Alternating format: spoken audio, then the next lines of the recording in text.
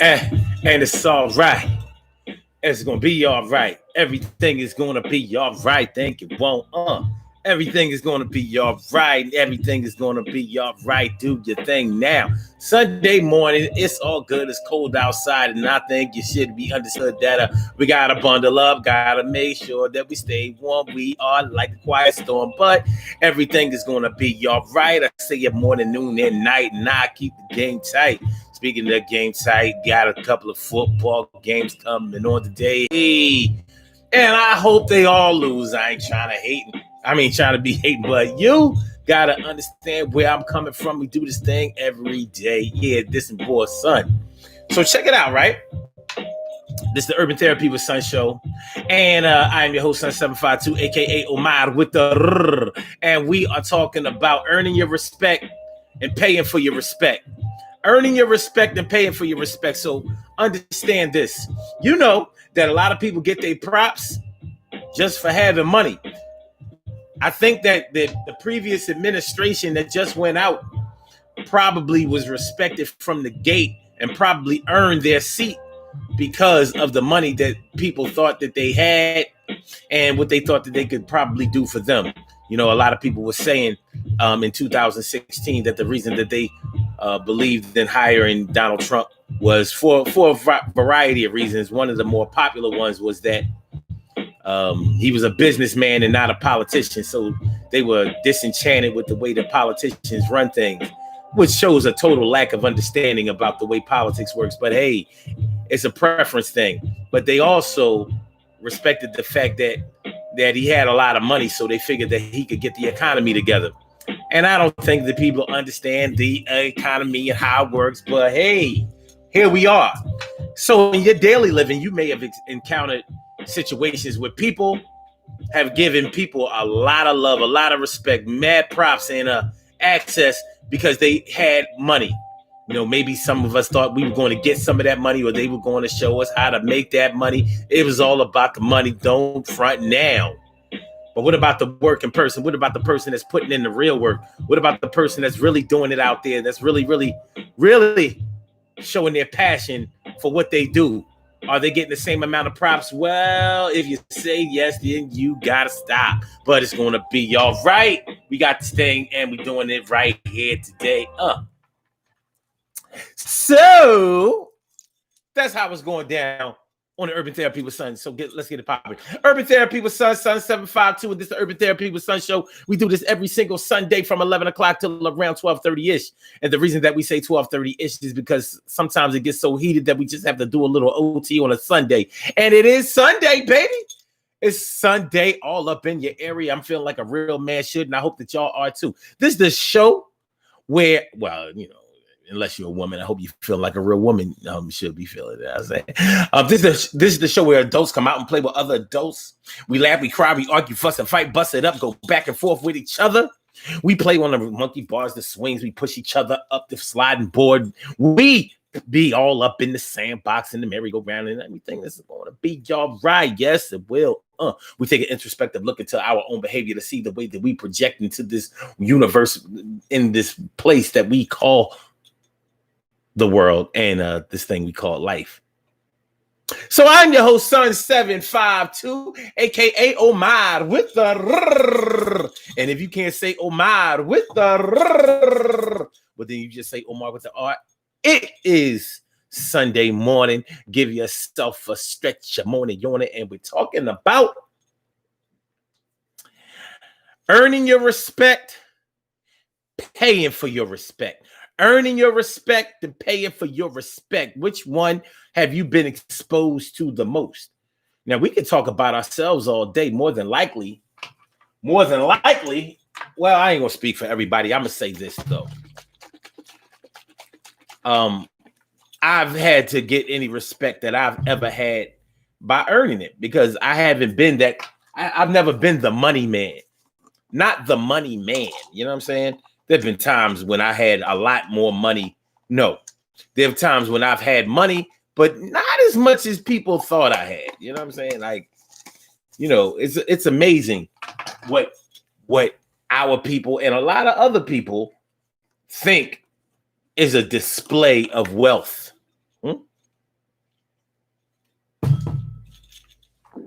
A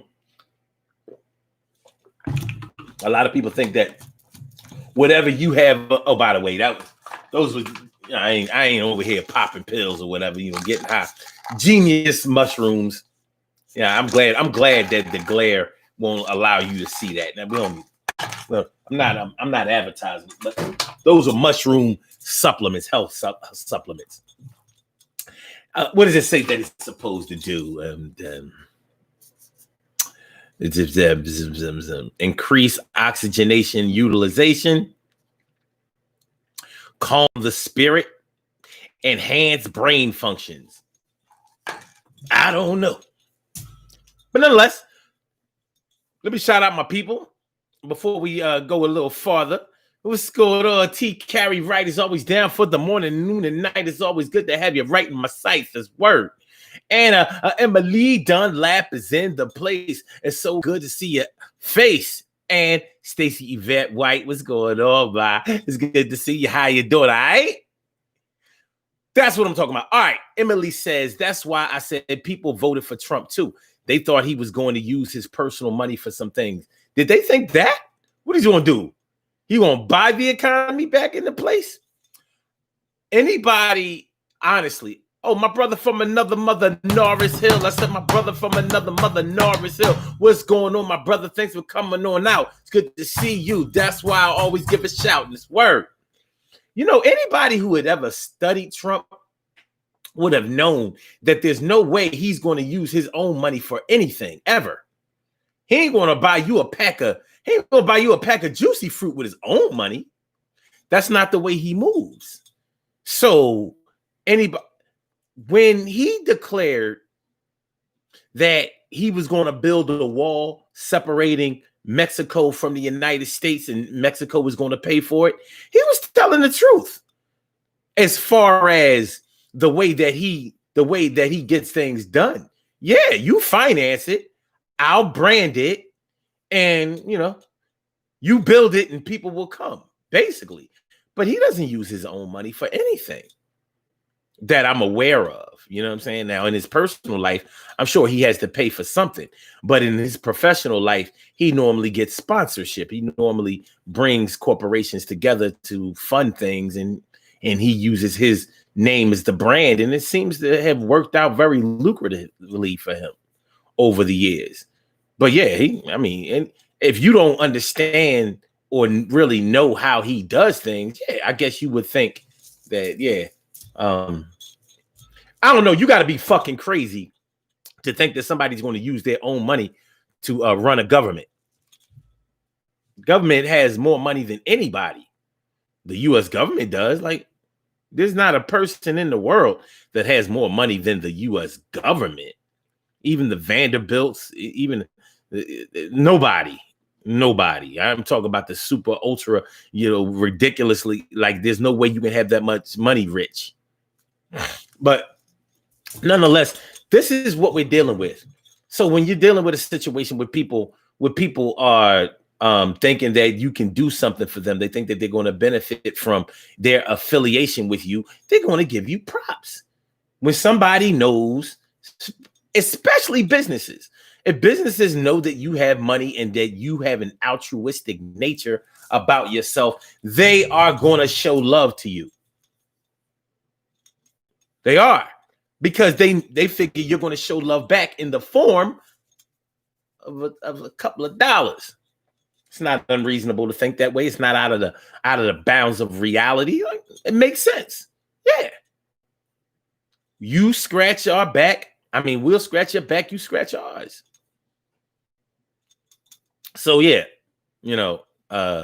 I think that some people get really too caught up in that type of thinking, though. And that's where the problem comes. When they start thinking that, yeah, just like Emily was saying, people thinking that Donald Trump was going to fix their personal situation because of the money that he has. Like, that's not going to happen. That's not going to happen even this much. Not even a teensy weensy, itsy bitsy, teeny weeny little bit. So why do we, some of us, a lot of us, a high percentage of us, why do we automatically treat people better or show more admiration because of the money that they have? Why do we do that? Is it because we have ambitions to try to relieve them of some of that money? Is it because we want to be like them and we're hoping that they will mentor us in some type of way and show us how to get paid? Is it because we think that they have worked hard? Do we think that they put the work in? What would y'all say? Be honest. Put it in the comments. What would y'all say if I asked y'all, do you think that rich people have worked hard to make the money that they have, and that's the reason that we respect them? Or do you think that none of the rich, or a very small percentage of the rich that we know of, have really worked hard, but they have been grandfathered in? So it's like the Bushes, it's like the Kennedys. You don't have to work hard. You just gotta be there. This bloodline is going to get you where you need to be, because maybe somebody in our family did something a long time ago to get us established, and this is generational wealth that keeps rolling over and over and over and over. I'll say this, for me personally, I do believe that rich people work for their money. It's not the kind of work that I do. They don't have to burn the midnight oil in the way that a blue collar worker would have to do, or a low level corporate position holder would have to do. No. But just because they don't do that type of work doesn't mean that they don't do any work. Remember when the movie Trading Places came out? Remember Eddie Murphy's old movie Trading Places, which honestly, to this day, Trading Places might be my favorite Eddie Murphy movie. It was fucking good. Well, Coming to America, maybe that one. Maybe. It's a strong number 2. Strong. Anyway, that's when he was still hungry. You know what I mean? He was then. Anyway, remember in the movie when Dan Aykroyd, can't remember Dan Aykroyd's name in the movie, but remember when he was broke, when Mortimer and the other guy had broke the boy, over $1 just to see what would happen if they took a man from rags to riches, see if he would start bugging out. I remember what was her name? Fucking the hooker. She played in Halloween. Wasn't that her? Yeah. I want to say Jodie Foster, but that's totally wrong. It's Jamie Lee Curtis. Jamie Lee Curtis was the hooker in the movie that took Dan Aykroyd in, got him back together. But anyway, to prove that he was really rich, or had been really rich, and somehow fell off, she looked at his hands and she said, "Oh yeah, look at your hands. You've never done a day's worth of real work in your life," because his hands were perfectly manicured and all of that shit. After that, I started seeing people using that as a barometer. Like, let me see your hands. If you don't have any calluses on your hands, your hands don't look rough or whatever, then that's supposed to mean that you don't have a job. So you don't work with your hands. So you don't really work. Mentally, people start to believe that shit. Like a blue collar worker that has to go to work every day, bust their ass, sweat, you know what I mean? Make sure they change their clothes as soon as they get home, or on a daily basis, and have to actually do a lot of physical work. They think that that's real work. the mental work, the paperwork, the stress of negotiations, that's not real work. But if you ask yourself which one lives longer, the physical worker probably beats the one that is just has to deal with the stresses. So I'm saying all of that to say this. I respect any man that works towards the goal of whatever they want in life, whether it's money, a lot of money, or whether it's for spiritual enlightenment, or whether it's just to put food on the table, roof overhead, and a nice car for their family. I respect all of that because it is work. You may not have the vision that somebody else has, but it doesn't mean that you don't work. And it doesn't mean that the person that has more than you has not worked. That's just the way I feel. But most, well, I ain't gonna say most. I'm not gonna speak. That's what I'm gonna try not to do today. I'm going to try not to speak for anybody else. But I think that I know that a lot of people really think that rich people, super rich people, don't work. They don't put in any work. Now, you look at if you go back to the Trumps and their administration. So you look at Donald Trump, you look at Ivanka, you look at D. Trump Jr. and Eric and whoever the fuck else. You know what I mean? You look at them and it doesn't look like they have to work hard. But I don't know about that. Because out of all of them, the only one that really has a lot of money is Donald Trump. So the head is still the one that seems like he has fueled everybody else, even with Ivanka in a fashion line or whatever the fuck it is, whatever it is that she does.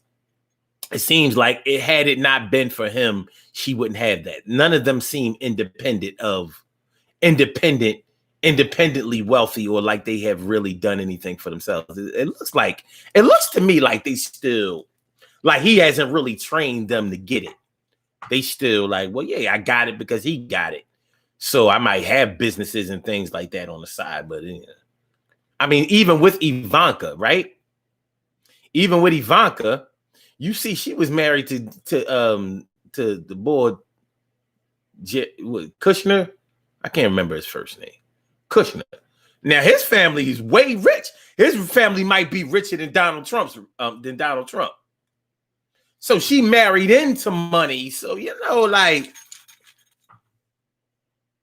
Jared Kushner. Okay, thank y'all. Appreciate that. Emily says, "You knew I was going to say something, huh? About pill popping. I know, but I'm gonna let you know. If I'm gonna do drugs, it ain't gonna be in front of y'all unless y'all with me.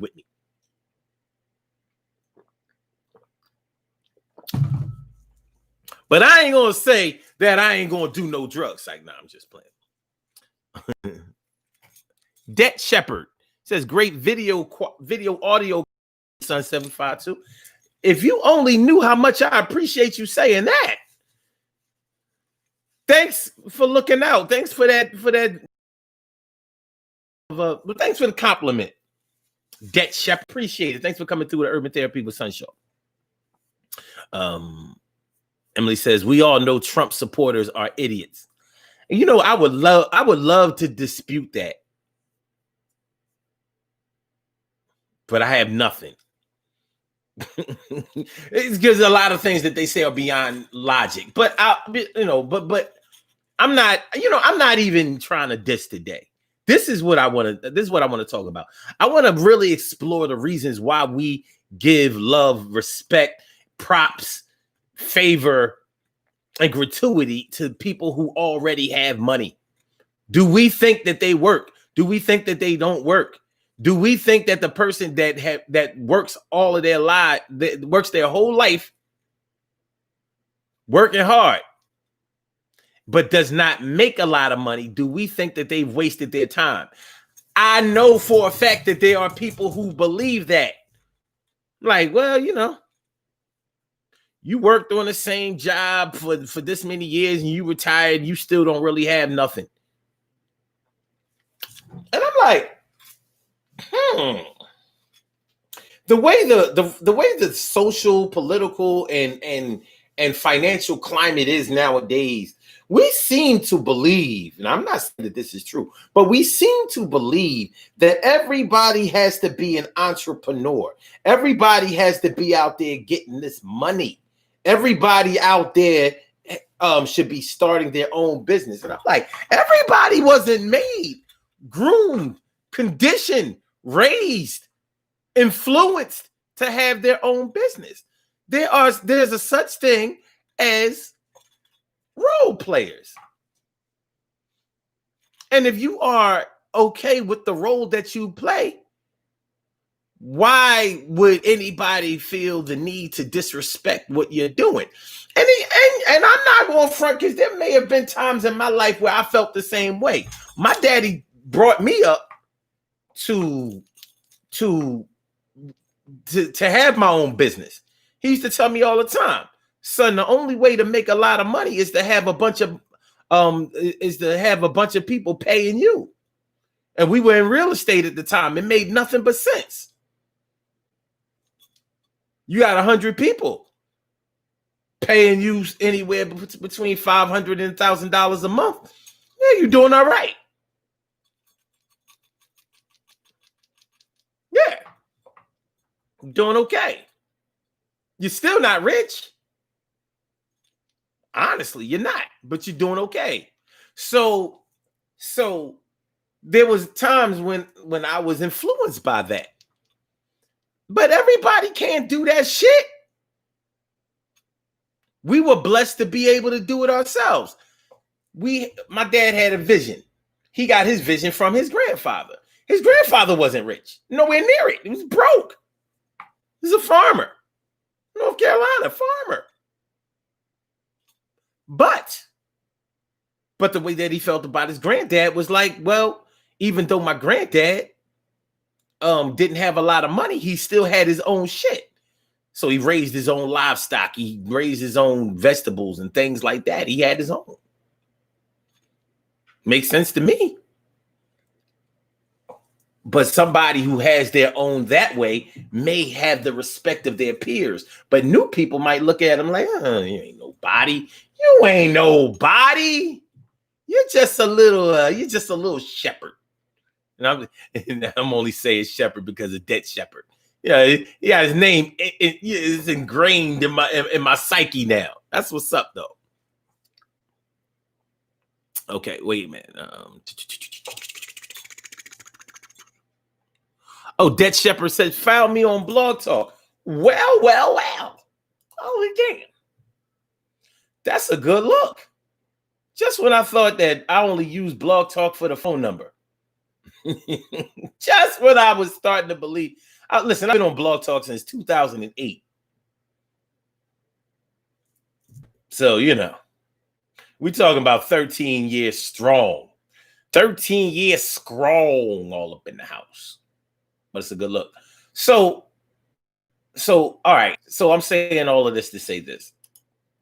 What we're trying to uncover, we're trying to unlock what we really feel and what we think about people who have a lot of money. Do we live vicariously through them? And is that the reason why we treat them a little bit better?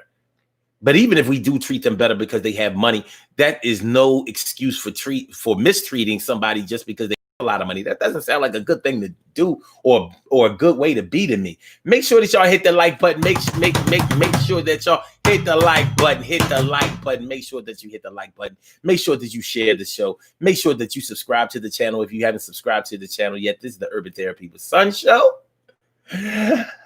Y'all know what it is. So let's go. A shepherd can be a teacher.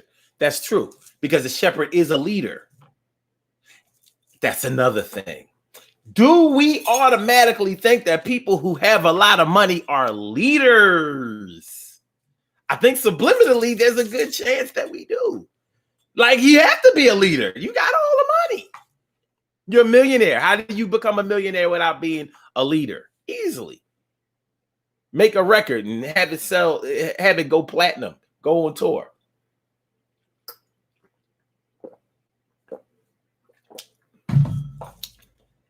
Happens all the time. Many of our entertainers have never been leaders, but they still made a lot of money. It happens. And that's not to say that you can't be a leader on some level in your own right. You just may not be what the quintessential example of a leader may be in our minds. May not be what we're used to. But I put up a post on my page a few days ago, a couple of days ago, whatever. And I was saying how, I was saying how black people aren't raised. Black parents raise their children to go to school, be obedient. But should I say follow the rules? Go to college, get a job, work for the rest of their lives. A lot of people have a problem with that. Like, and our new level of consciousness, we believe that, well, it's not even just us anymore, but many of us believe that we haven't been conditioned properly by our parents. We haven't been taught to exercise our entrepreneurial spirit. We haven't been taught to embrace ownership. And I agree with that. However, I don't think that it should apply to everyone. I think that what we should do, or what we should concentrate on, is making sure that we support those who want to branch out on their own and market themselves independently. I wholeheartedly believe that we should support that. But should we push everybody to do that? I don't think that that's possible. Not all white people are leaders. If you didn't see that on January 6th,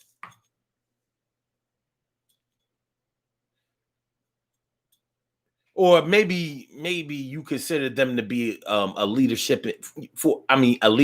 for a different cause.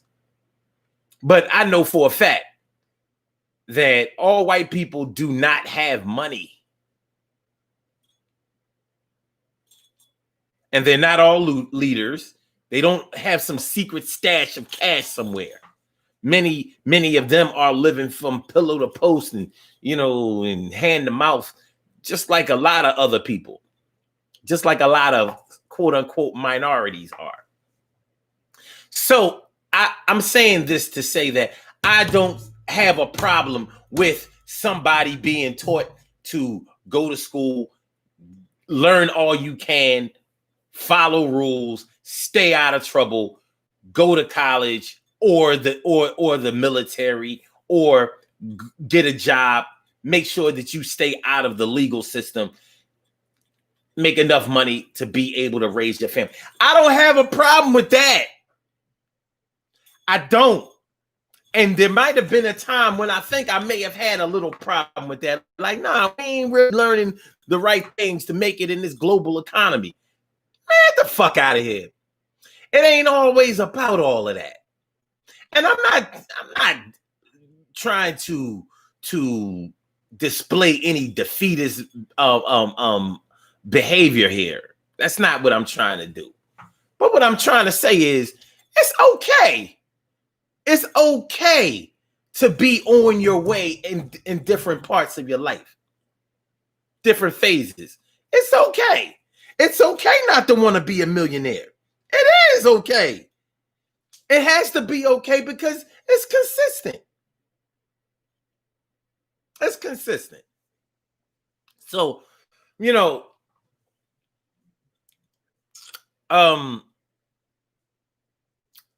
what I do have a problem with is this.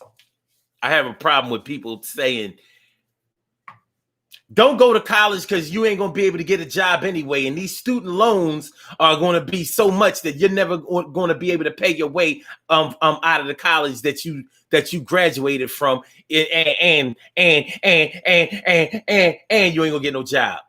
Nah, that's irresponsible to me. It's ridiculous. It is. Back in the day, we were taught that college is not formed so you can go out and get a job.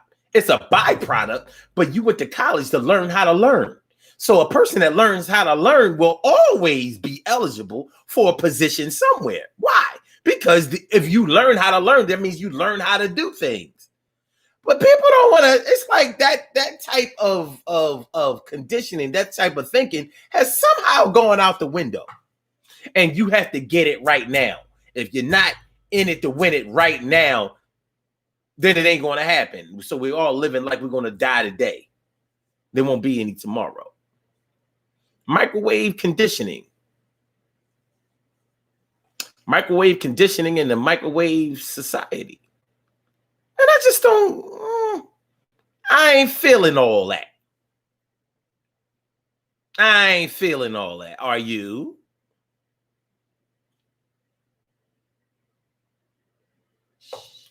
Wait a minute, let me make sure. Okay, we good. All right. Okay. So when we start talking about props,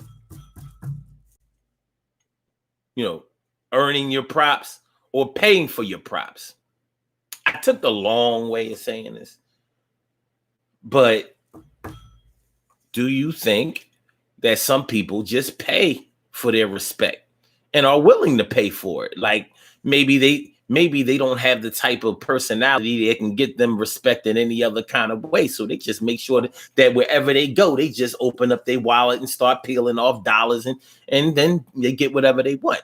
Other people have to use their mind. They have to use their body. They have to use their wits. They have to use their acumen. They have to use their whatever it is, whatever their gifts are, they have to use them.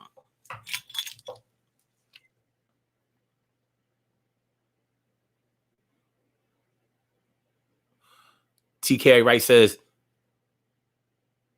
the font go to college.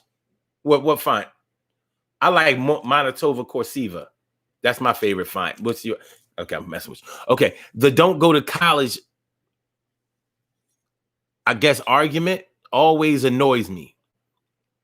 The same way that entrepreneurship is for some, but not for others. That applies to college as well.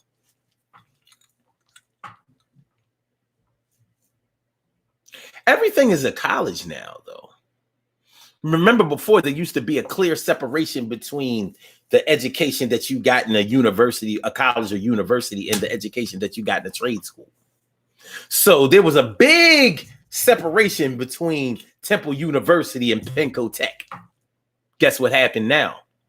Guess what's going on now? Penco Tech is a university now. They started incorporating more classes than just teaching you how to fix cars and things like that. So the technical experience goes along with the education or the academic experience. But it made me ask the question, well, how was learning a technical skill, how was that ever exempt from the academic experience? You still had to read. You had to pass exams. Sure, you may not have had to take elective classes or gym, but you still had to study. You still had to learn. And guess what else? You still had to compete and be good. So now, even if you go to beauty school, you got to learn a whole lot of other shit besides beautying. I'm not so sure you weren't getting that before. But when we switch up the language, yeah. TK Wright says, my haste has me looking like a horrible English major. English? That wasn't English. That was Anglish.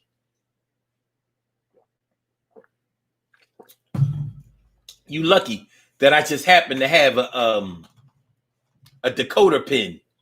A decoder pin for chat room. I have a chat room decoder pin. I just oh. That's not fine. That's not argues. Aguila ways. That's argue always. Argument always. Decoder pin.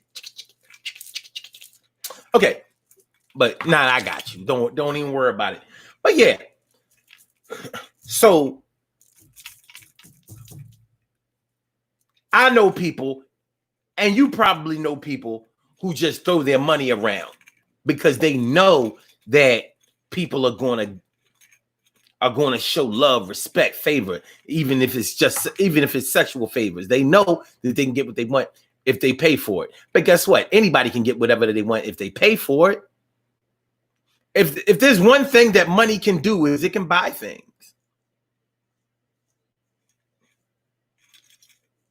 It's the one guaranteed thing that money can do. It can buy things. What do you do in the absence of money? How are you going to get love? How are you going to get respect? You probably have to get it from somebody who doesn't care about money.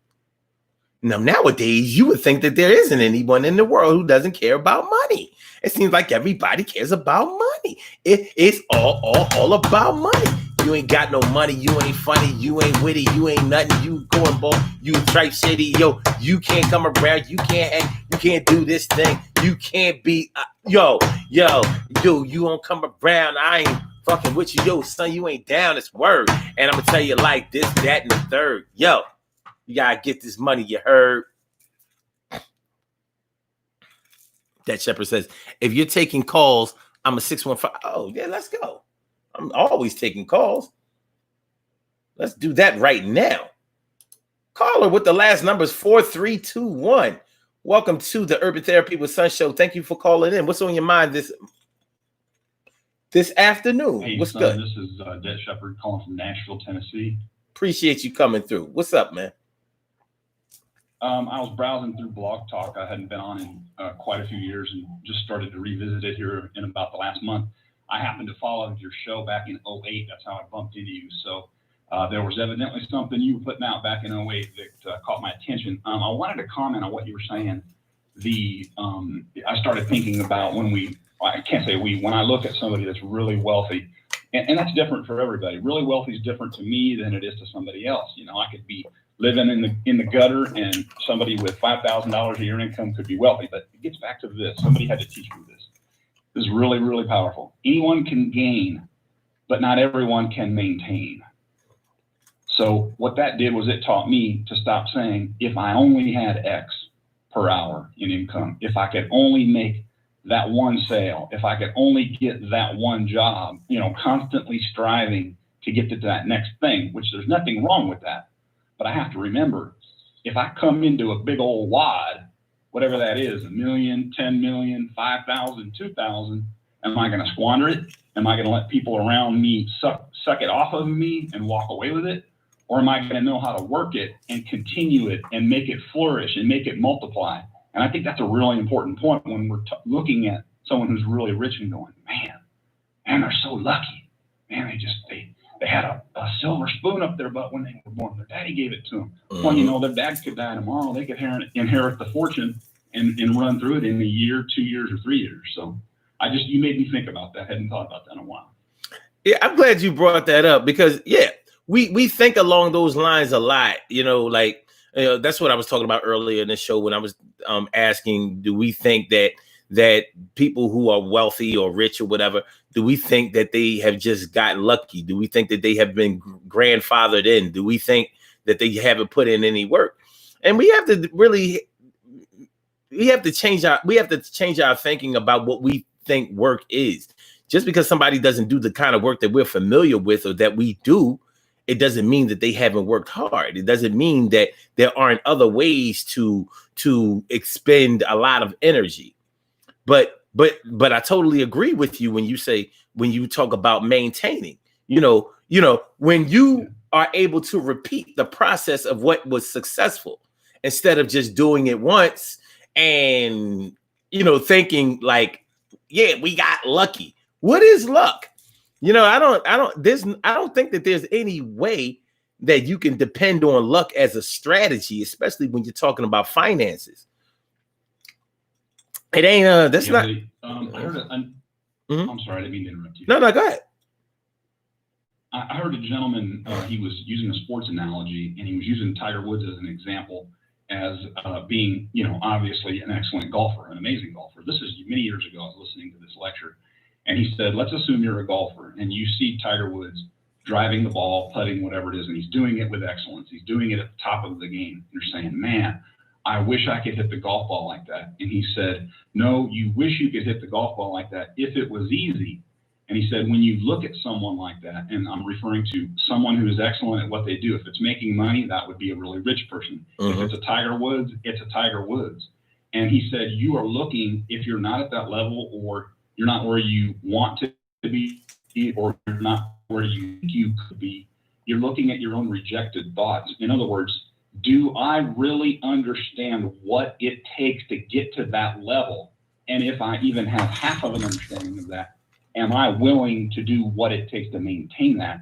And I think for most people, myself included, because I stay in my lane, I am not that kind of person. I am not an ultimate overachiever. I'm not the guy that is going to stick with it, go bankrupt 15 times to come out on top. That's just not who I am. And I can admit that. I'm okay with that. Yeah. Hey, I totally agree. And it's funny that you bring up Tiger Woods, because although I'm totally not a fan, one thing that you cannot discount with somebody like Tiger Woods is that he didn't put in work. He practiced day in, day out, long hours.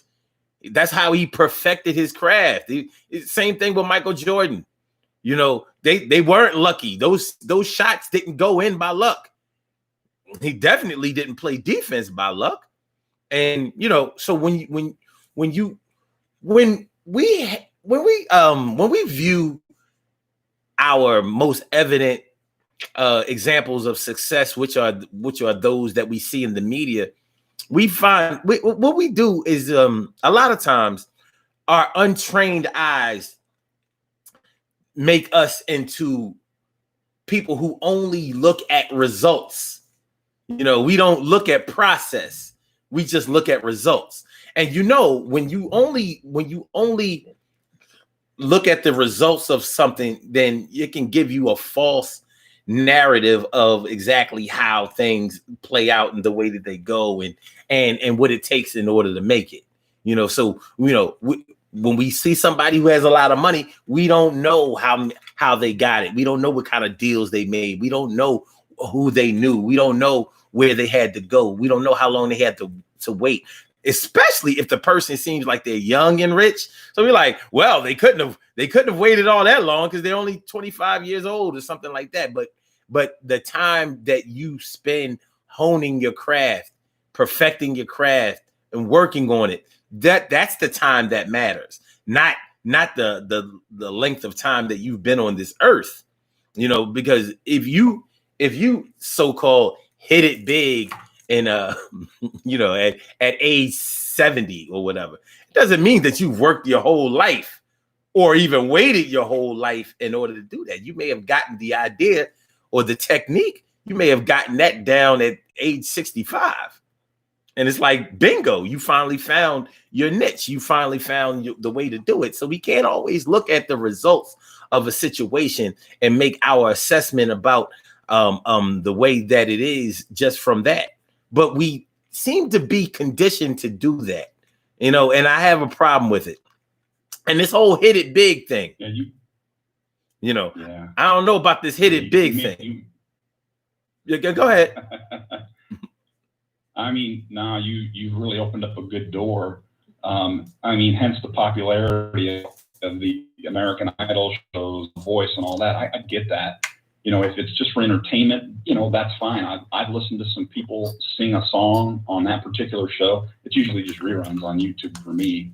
And been emotionally moved if they did an amazing job at delivering that song. Mm-hmm. But I heard someone say that was very prominent in the music business. I can't remember who it was. And they said simply this: the people that only sing the song do not make the money in music. The people that write the songs make all of the money in music. Woo! So back to, yes, very powerful. Back to what you said, and you did it so well. Seeing what we see, and this is the part that trips us up. We have an assumptive conversation in our brain as soon as we see. We are visual creatures, and we go, man, if I could just have a hit song. Man, if I could have a hit song. Well, I don't really know if you're quite aware of the environment that you have to live, sleep, eat, and breathe in to be in that area of performance and achievement and wealth. And do you really know? This is the key question you made me think. Do I really know what the true cost is to maintain what I'm seeing? And for most, 99.9, I think the answer is hell no. Yeah. Even people who are in the industry doing it, they don't know. The surprises that they have encountered once they start seeing what dues actually had to be paid. And I'm not even talking about any type of dark science or Illuminati stuff. I'm just talking about how the game actually works. And the same thing applies to politics. I try to tell people all the time that politics has everything to do with money. It has absolutely nothing to do with people. And people listen, they shake their head like, yeah, you know what, you're right. But they don't really understand. They don't really understand how each policy is tied to a particular monetary value. They don't get it. They don't understand how whenever a law is passed or a bill or legislation, they don't understand that the first question is how and who is going to pay for it. They don't know. So whether it benefits you or it seems to go towards the other side, whether it's the independent party, Democrat or Republican, they don't understand that at the end of the day, each politician is an agent, a worker, an employee, and their job is to make this budget work in the favor of the government, but have the veneer that is working for the people. And that's whether you involve yourself in it or not. So once you start getting into the inner workings of anything in this world, you start seeing like, wait a minute, there is a reason that the word business is longer than the word show. Behind the scenes, this shit ain't even worth it. But I tell you what, you made me think about when you mentioned the political part of it, because I don't want to say study it, because I don't need to look at something too terribly long to go, I'm pretty sure I get what this is all about. And, there can be years of checking it out, but to me, and not to change the topic, but you did bring it up. Politics is about the harnessing of human energy. It has nothing to do with anything else. That's all it is. And if money comes with it, then that just happens to be one of the side benefits. It's about the harnessing of human energy. I mean, what is our vote, right? What is our vote? That's my energy. That's my sign. That's my signature. That's my acquiescence. And I don't mean that in a slave way. It's just, hey, I have given my authority. That's really what we're talking about. I have given my energy, and I'm saying, you are in my stead, and you will speak for me in my stead. You are my proxy. You are my power of attorney. That's what voting is. It's our energy. And these people are absolute masters at maintaining that energy, gaining that energy, and harvesting that energy. They're really farmers of the human being, of the human species. That's what they are at a deep level. Great radio, son, by the way. This is not just because you opened up the mic. This is really good stuff. This is really important stuff people need to be thinking about. I hear you, man. I appreciate that compliment. And you really just dropped a jewel and a bomb right there. That it works. It's just that but the reason that I say that politics is all about money is because they move it around. Everything has to be paid for. But you are right. They definitely harness human energy. And a lot more goes into that when you start thinking about the way that propaganda is set up and the way the media influence, goes into it and things. Yeah. And we really believe that we really believe that our vote counts, and it does. But it's politics and show business are very, very similar. And you do have to put on a show. And people, that's a good point. And people like if people like what they say, what they see, they go into that booth and they make it happen. Now the question becomes, do we have enough proof to support that what happens in that voting booth is really what we're getting the results of?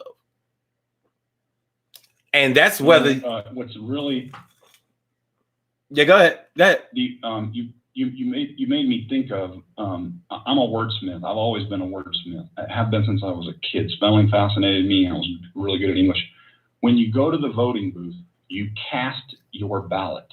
Mm-hmm. Well, why is it in Hollywood that they call that the group of people that are in the movie, the cast? The cast. They're there, and the reason I said that is because you said politics in Hollywood are quite similar, and I'm agreeing with you. And there's a lot more to that similarity than most people see. Hey, listen, the politicians are on TV. They read off of scripts. They dress in a certain way. Like when they're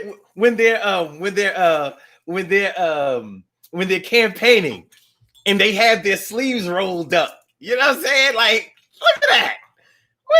What are your sleeves rolled up for? What are you doing? What are you doing? You're about trying to make me, Hey, trying to make me think you're a common working man. Hey, hey, it's a show. It's a show, and it works. Yeah. It's tried and true. Yeah. Every time I see somebody campaigning, they got their sleeves rolled up. I'm like, what, you about to move some boxes? What you doing?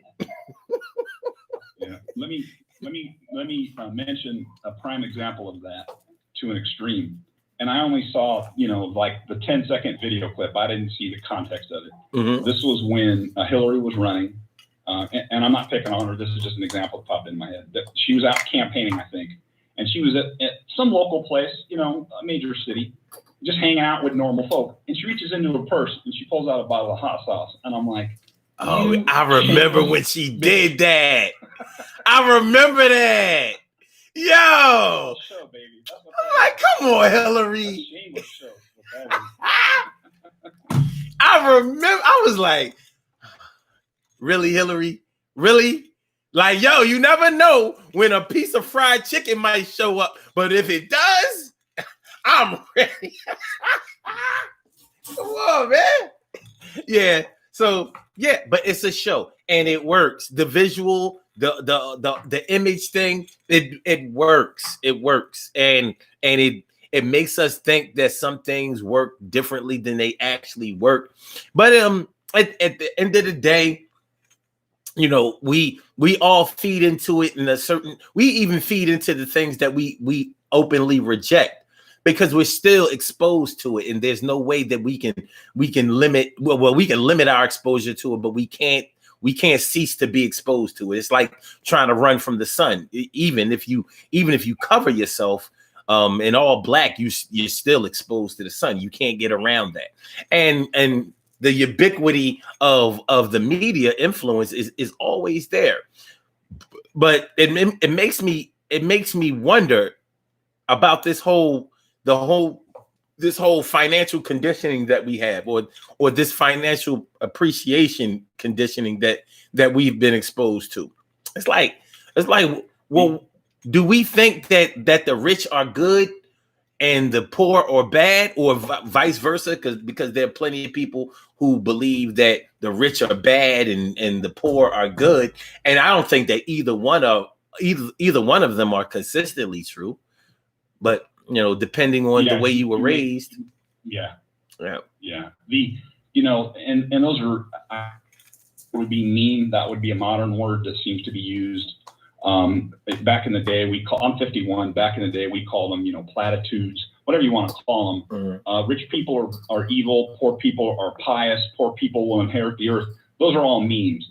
Those are part of the script that's been running for centuries on this planet. But a lot of that is coming loose. I think a lot of people are starting to pay attention to what's really going on.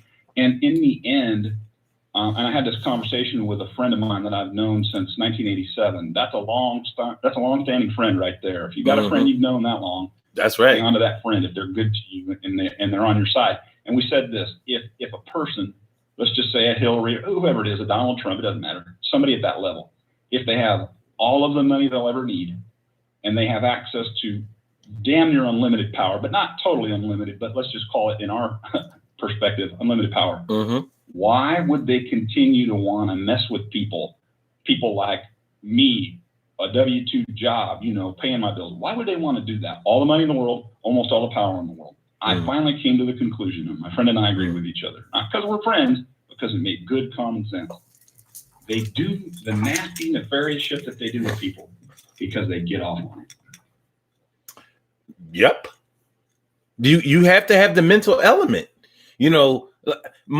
money and access and so-called power. That's one thing, but there are people out there who just like to see somebody do something. I'm gonna let me just see if I can get them to get on all fours and eat out of a dog's dish. Look, he actually did this shit. Hey, I mean, everybody needs what they need. That's why what they say, prostitution is the world's oldest profession. It makes sense. It makes sense because it's not even just the physical part behind it. It's the mental part. It's the emotional part. It's the look. I look at you with serious admiration, and if you want to, you get to you ravage me or whatever. But what you're missing, what you may be missing at home, you're going to pay for with a hooker. You know what I'm saying? And then I'm just using that as an obvious example that a lot of people don't pay attention to. They think that men who solicit prostitution are just freaks or whatever. And it's like, no, it's not even like that. So but what it is that they get told, look, you're so large, you're the man, or you're the greatest. Oh my gosh, I should be paying you, that kind of stuff. Those are the things he may not be getting from his wife, his significant other, or whatever. Those might have been things that he may have never heard in his life. He's never been called a king. He's never been called great. He's never been called a man. And now he gets that, but he pays for that. And that's why I named the show, earning your respect or paying for your respect. Either way, if you get it, you're going to be satisfied. But what you may go through in order to get it may be different than you or I or whoever. But it's not always everyone else that determines the way that you're going to feel. But it's going to be somebody. You know what I mean? It may not be the masses. It may not be all of your peers or all of your social circle, but it's going to be somebody. Somebody is going to make you feel important. Now, that's somebody that you are looking towards to make you feel important. Are you being made to feel important by buying into it, or should I say paying into it, or by working your way into it, earning it? Yeah. I think it gets to a deeper question. If I'm looking at that respect that I want, whoever it's from, whatever my peer group is or my profession, we all have the thing that we do for a living. Maybe I'm looking for those people's respect. Maybe I'm looking for my neighbor. Pick wherever you're going to try to get the respect from. But this is what really helped me a lot. I have to ask the simple question: what is money? If that's what I'm going to use to get what it is that I want, whether it's a prostitute or respect or whatever it is that I'm trading, what is money? It's human energy in its simplest form. It really is. It's human energy. So if I'm looking for that respect, It's because, and you kind of talked about that mental part of it or that emotional part of it, and I'm paraphrasing, I'm not putting words in your mouth. That's a currency. Respect is a currency because it can be spent. Punani is a currency. It can be spent, right? We all do it. We all use our bodies to do certain things. I don't mean, prostitution, whatever it is. Everything is a currency. Everything is an energy. So if it happens to be a piece of paper with a dead white man on it, then okay. If you'll take it in exchange with me, something that I want, and you get what you want, as long as no one's under duress here, nobody's got a gun to their head, then we're good. We walk away and we're happy. But that respect is no different than money, because you know that if you get it, it's going to make you feel a certain way. And then other people are going to look at you, and then maybe you want their respect. So it's a daisy chain. It never stops. It just never ends. Well, I'll just get that one person's respect and then I'm done. No, we're going to keep going because that's just kind of how we are. We want more. Doesn't mean we're greedy. Doesn't mean we're immoral. But I mean, think about it. Like, let's say, for example, I look at somebody who's really rich and I go, man, if I could just have $1 million, that number's been used my whole life. People think that if I could just be a millionaire, a meaning 1 million, I'd be happy. Do you know how fast you could spend $1 million not increasing your current lifestyle? It doesn't last long. Not at all. I could burn through $1 million like nobody's business. So it all gets to, well, how much more do I want? Well, 5 would be good. Okay, if 5 is good, then fine. But I have to understand what the cost is before I get started. I have to, right? Because if I don't know what the cost is when I get started, I might realize I'm up to my eyeballs in some shit I don't know how to deal with. Right. And people can get hurt, they can get disillusioned, and things go sideways. Well, you probably I don't know if that made any sense. No, it made total sense. You know what I mean? You spend $1 off of $1 million, you're not a millionaire anymore. I don't know if people look at it that way. You know what I'm saying? And $900,000 is not $1 million, but some people round it off to the nearest 10. But here's the thing. Satisfaction is something that you want to roll over. You want consistency and satisfaction. So yeah, what you were saying makes total sense to me. Like, yeah, you don't want to just get props one day. You don't want to just get love and respect one day, from one person. Even if it is just one person, you don't want that. You don't want it from that one person one day. It's like winning a date with a celebrity. Whoever your favorite celebrity is. Look, you get into this contest and you can win a date with some single celebrity. Oh, wow, I won a date with this celebrity. Okay. But guess what? That date with that celebrity may make you come away feeling unfulfilled because it just wasn't what you thought it was going to be. First of all, you may have fantasized that date was going to turn into more dates, and it doesn't.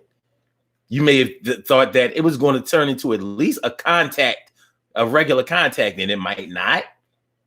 You may have thought that person was going to be just like the images and the demeanor that you saw in the media, and they're not. So there are a lot of things that come along with not knowing or following the process of things. You've probably seen what happens to people who win the lottery, and what they say, within 5 years they be broke again. You know what I mean? They hit the lotto, hit the power. I don't know if you could do that with the Powerball, but back in the days of the regular lotto, you get a few $1 million, and by the time the IRS got finished with them and everything like that, and they went out and started shopping till they dropped and giving away a lot of the money, and they just wound up being broke when all was said and done, and they were out of the money way faster than anybody thought that they should have been. But it makes sense that would happen, because if you didn't work, if you didn't follow a process in order to make that amount of money, it feels like free money. So you're going to treat it like free money. You're treating it like house money, but now that money is in your house. But you don't know how to make any money. The way that you made it was by buying a ticket. You got it by luck. And it's going to take it, unless you learn better, you're going to only be able to keep it by luck.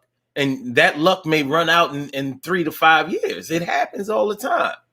You know what I'm saying? So yeah. I just want to say, like, learning the process. No, let me just finish this thought. Just learning the process of things is going to be something that is going to, once you start building those pathways in your mind, you start to see how things work. That's a big part of satisfaction. Like, oh, now I get it. Why didn't anybody say this to me a long time ago? I would have done this and that and the third, but you weren't ready. You weren't in the position. You weren't in the location. You weren't in the mental state in order to be able to take in this knowledge. And now it's here. Now let's see what you do going forward. Go ahead, my man. You just triggered a memory. I listened to a great video lecture. It was several hours long by a guy named Bob Proctor. He's kind of one of those really old, sort of motivational kind of, I don't want to say new age, but let's just say The Secret, in that vein. Mm-hmm. And I listened to that a couple times. I learned some good things from it. Other things, didn't work for me, and that's fine. He said something really cool. He was talking about being in business, trying to get involved, plug yourself in, and be excellent at it and start really making money. Mm-hmm. This is what he said. I'll never forget it. He said, and he was talking about himself. He said, I was in the right place at the right time several times in my working career before I hit it big. Mm-hmm. He goes, but I didn't know. I didn't know I was in the right place at the right time. So what that taught me is I could be standing in front of, let's just use a silly example, 5 bars of solid gold that weigh 3 pounds apiece. Mm-hmm. If I don't know that that's gold, it's not going to do me a damn bit of good. I'll use them as paperweights. I have to have a level of awareness to know, kind of like what you said, that when it shows up, I got to know what it is that I have in my hand. Mm-hmm. I need to understand what it is that I'm looking at. And that doesn't just come overnight. That takes time, like you said. If I look at someone that's just, say, really, really, really stupid rich, and I go, they're kids, they're all brats, they got it handed to them. People don't understand. There's a gap between the day that kid was born and the day you see them as an adult. Do you have any idea what kind of training that person received every single day of their life? Not only through the education that they received, whatever level that is, but through the example, the vibration, whatever you want to call it, that their parents imbued into them. Now, when they become an adult, they can make a choice. I can either accept or reject these things. Right. But they didn't just wake up one day and have a bunch of money dumped in their lap. Right? I mean, right. Like if I were to look at somebody and go, man, I really want to get me a rental property. I want to be a landlord. I only want 1 or 2. And I see somebody with 100 properties. Do you really know what it takes to maintain 100 rental properties? Dirty, man. I don't mean dirty, illegal. It is not pretty. It's just not pretty. Yeah, I've done it. A lot of damn hard work. It really is, and frustration. A lot. and you're never going to get 100% of that money. Woo! But yeah, and my tenants never understood that. They didn't.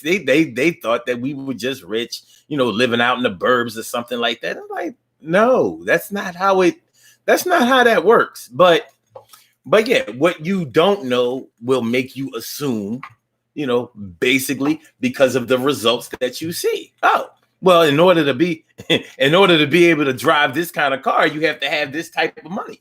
Like, oh, really? Yeah. Huh. Is that the way that works? Huh? So everybody who drives this car has that kind of money? Well, then sure. I guess we mentioned that. Yeah, I'm thinking we might as well just throw financing and any type of any other type of strategy right out of the window, huh? I got a guy that I'm doing. Let's just say I'm in the loan business. We'll just put it that way. Mm-hmm. Totally legally, bank normal, nothing shady. And I don't see this very often at the level of finance that I work in. There's different levels of finance. There's title pawn all the way on up to Wall Street. Anything in between is anything in between. I'm kind of like your local average normal dude working in the bank. This guy's a doctor, not a physician, but I think he's in like orthotics. Not exactly sure what he does. He makes a lot of money. Let's just say over $1 million a year. Mm-hmm. I looked on his credit report.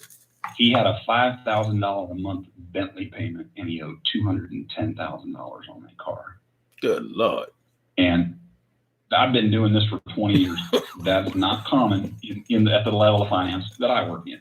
I've seen some spicy car payments, $4,000. Maybe that's like a really big, full-size, heavy-duty, commercial-sized truck, dual axles, things like that. Okay, fine, I get it. But this is just a Bentley. This is not, we're going to hop in the four-cylinder, run down to the 7-Eleven, grab a big gulp of pack of smokes, and come back and watch Netflix. This is a $5,000 a month Bentley. But here's the thing. You know what? Some people say, well, he had to have cheated the system. And this goes back to the incorrect thinking about how it all works and not having the experience of what this person does. I'll never know what he does for a living, and I'll never know the level of dedication that he has because I don't know him. But I do know this. For whatever reason, he bought that car. He can afford the payment. If he couldn't afford the payment, I wouldn't be doing his loan to buy a second home down in Florida. Because your debt ratio either works or it doesn't. That's how lending operates. We all know these things. But I'm like, I wonder what purpose, and I don't mean it in a judgmental way. I wonder what purpose that Bentley served for him. That could be just to entertain potential clients. That may be the car that he goes and picks people up in, and that he takes them to dinner in. We don't know. But I look at that 210 balance, and I know it was financed for 7 years. Hell, they're financing jewelry for 5 years now, son. I mean, I saw a banner above a jewelry store when I was getting a haircut a couple of weeks ago. It said financing up to 5 years, a jewelry store. Yeah. And I don't live in Beverly Hills. I just normal time. 5 years. 5 years paying on a ring. But anyway, I digress. That car, that payment serves a purpose for him. And you know what? I'm willing to bet. Even if he were into nefarious, illegal shit, I promise you, he works his ass off. I promise you he does. Because I know, based on observation, not personal experience of income, I've never made more than $100,000 a year in my life. I don't have a problem with that. But I've been around people that are 6+ figure earners. They work 12 hours a day and even more. You don't just turn on the faucet and go home and sit on the couch and smoke cigars all day. You got to maintain that shit. If you get paid on salary and you are, even if you're in the high 5 figures, you know that they're going to try to milk the shit out of you. You know what I'm saying? So, oh man, oh yeah. Yo, when you get above the 6-figure mark, it's like you're never coming home. You're never coming home, and when you come home, your phone is blowing up. Your laptop, you're fielding emails all the time. It's like, your life gets subtracted, but that's the way it works. And there is no free money. There is no free status. So that's why I don't discount the struggle that people who have a lot of money go through. I don't discount that struggle. No way. The same way I don't discount the hole digger, the construction worker who is just a laborer who actually has to take the spade, shovel, and dig. So they both do a lot of work. How do people determine what their level of respect is going to be, in their view is going to be different for both, depending on who they hang around with, what other kind of things that they do in order to gain recognition, respect, or whatever you want to call it. It's still applicable in their lives. They're still in search of the same things. They're in search of satisfaction. They're in search of being comfortable and feeling safe and having love, affection. Having people. It feels good to have people, tell you that they really like you or that they admire you for whatever reason. And when people sneak up on you and let you know that, it's like, well, hey, I didn't even know that anybody noticed. Sometimes it's the things that you don't do in order to gain attention that get the most attention. And it can sneak up on you years later after you've already forgotten about it. It's like, what do you mean? I didn't know that anybody even knew that I was doing that. So you don't always have to wave your flag or hold your sign or whatever in order to be recognized as something. But when we talk about our conditioning to respect somebody or disrespect somebody, You don't have to look any further than the fast food worker. It always amazes me how people treat fast food workers disrespectfully and how they look down on them, because I'm thinking like, do you realize that these are the people who are handling your food? Like, these are people who work at a restaurant, a Fortune 500 company restaurant, in fact. But, nonetheless, you're treating them like second class citizens or whatever, because you don't think that you may assume that they didn't work for anything in their lives, or they're not going anywhere, or they fell off, or they must be on drugs, or they're probably trying to keep a welfare check going, whatever your assumptions may be. Nonetheless, you are coming to their place of business, and they are preparing food that you are preparing to put inside of your body, and you are mistreating them. And I don't think that that's a good thing or a good way to be. In the same way, Les Brown, he's an old motivational speaker. I think he's still around. I used to listen to him. He's awesome. Back like pre-06. Yeah. He said, don't ever disrespect someone who goes behind closed doors to prepare your food. Man, like, hell that's yeah. crazy.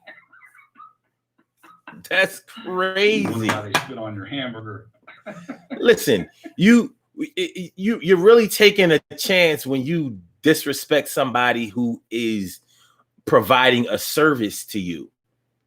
At the same time, you will give all of your respect to someone who isn't doing anything for you just because they have a lot of money.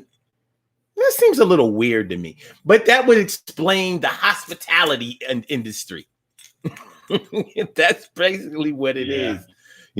Rich people get a lot of service over and above the Call of Duty in the hospitality industry, and those are those common folk who are looking to have their looking to be comped at a casino. Well, it is what it is. But as you can see, they both count, because you're not getting comped at a casino unless you've already spent some money. They don't comp you up front. So, a contribution is a contribution. My stepdad was a manual laborer his whole life. He did real high-end work, tile, marble, slate. He was a true craftsman. This is when you floated the floors out manually with mud. There was none of this backer board. Oh, yeah. He was a true craftsman. He made some beautiful things, and I got to work on some houses as a kid, just a kid. On the summers, I hated it, man. It was manual labor. I hated it. But he was training me. And I remember him working for a gentleman back in the early 80s who at the time owned the San Diego Chargers. His name was Gene Klein. Wow. And he would come out on the job site. This was a monstrous house. This is the biggest house in that area for many, many years. It's gone now. The guy who bought and owned Qualcomm had it raised to the ground and rebuilt something else. But anyway, one day, Gene Klein came out on the job, just checking on things, hanging out with some of the contractors, mainly the main contractor that's in charge of the whole job, check in with him first. Then he'd go around and he'd talk to some of the subcontractors. My dad was one of those. And he always gravitated, and I'm looking back as an adult now, and this isn't the memory of a kid going, yeah, he thought my stepdad was cool. He gravitated toward my stepdad, and I know for a very specific reason, because my stepdad taught me this: no matter who you're working for, you don't treat them any differently, no matter how much money they do or don't make. So my dad spoke to this man as if they were equals. And this very, very wealthy man knew that because he remembered where he came from in his career. He started out selling cars, and then he eventually owned one dealership, and then how many ever others he owned, 10, 15, 20, whatever it was. So they connected. Fast forward to today. I've been in the loan business for 20 years. I've done $30,000 loans, and I've done bigger loans than that with people that make sick amounts of money. I don't treat them any differently. I treat them the same way. I give them the same good customer service to the best of my ability. And one thing, don't ever do this to rich people. Don't ever kiss their ass when you're dealing with them. They despise it, even if they act like they like it. They hate it, and they will not respect you if you do it. Yeah. It's hard to, anyway. Not all of them, I'm sure. Yeah. We do know some examples of where, that's the only thing they're going to do anything for you. Hey, And you know, if the tipping's good, baby, you might get a little brown nose action if the money's good. There's no shame in that. A win is a win. Providing them a service, and, you know, they're there to pay for it. Okay, fine. No one's had a gun to their head. Fine. Kiss a little ass if that's what you think you need to do. That's just not my cup of tea. Listen. Kissing ass washes off. It washes off, baby. You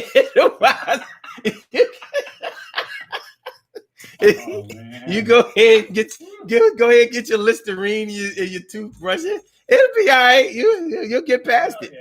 You'll get past it. And you know what? You made a good point, man. While you're in there brushing your teeth and gargling with that Listerine, getting that smell out of your nose, putting a little vapor up in there to kill that smell, you counting them greens in your pocket. And if that money does something good for you, then so be it. Everybody does it. Very few people admit to it, but everybody does it. Everybody does it. Some people call it kissing ass. Some people call it networking. Hey. Yeah, no, there comes a time. There comes a time, you know. Hey, listen, Dutch Shepherd. Listen, you talk way too long, son. Thank you for opening the mic. You're doing great work, and it's amazing. I've only got like maybe 6 or 8 shows that I have followed back in the 2008 time frame. I did this for a while, and then I got away for a long time, like I told you. So I'm cruising through there today, and there was a handful. You were one of them, so I bounced over. And you're the second person that is still consistently putting out content since 2008, and probably before that. That takes a lot of, you know. I'm not going to heap the words dedication, determination, whatever it is. None of that matters. The key is consistency. Mm-hmm. People know, hey, Son's going to be on here Saturday at whatever, or Sunday, or maybe randomly at least once a week. Mm-hmm. That's where the results come in. Consistency over time is what yields results. Thank you for opening the mic. I appreciate you, sir. Yeah, I appreciate you, my man. It's been a pleasure this morning. You have a great day. You as well. Be safe. Thank you. Wow, that was great. All right, y'all. We're gonna do these birthday shout outs, and then I'm gonna release the hounds. Well, basically, what I'm saying is I'm gonna let you get on with the rest of your day or whatever. You know what I'm saying? I enjoyed this show. I don't know why more people didn't come out, but that's all right. That's all right. This will be our secret show. Shh. Yo, you should have been there. I'm telling you, it was good. It was great. My man, Dutch Shepherd. Appreciate it. Mucho. Appreciate you coming through, dropping some good gems, some really, really good gems. We have some birthday shout outs to do. Some people were born on this glorious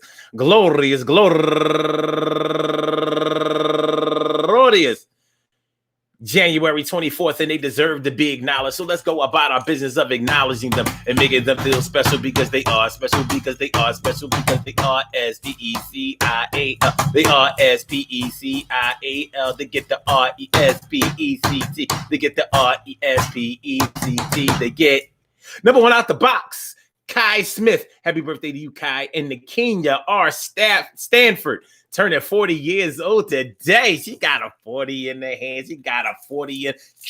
Bow, bow, bow, bow. Yeah, what's up now? Do the damn thing, 40. And Katrina LeBlanc. Happy birthday to you. And she is raising money for the National Autism Association. Good looking out on the fundraising. And Timothy Lipscomb turning 62 years old today, and La Boca Chula Estrella turning 31 years old today, and Isha Campbell turning 44. Bow, bow, bow, bow, bow, bow. What's up now? Do your thing, Isha. And Thomas Christina, happy birthday to you. And Nadine Fisher turning 28 years old today. Happy birthday to you. And Kimberly Washington, happy birthday to you. And Dante Franklin turning 41 years old today. And my man comedian Dan Reagan, happy birthday to you, Dan Reagan. I want to say happy birthday to all of you and anyone else out there who shares this birthday on this glorious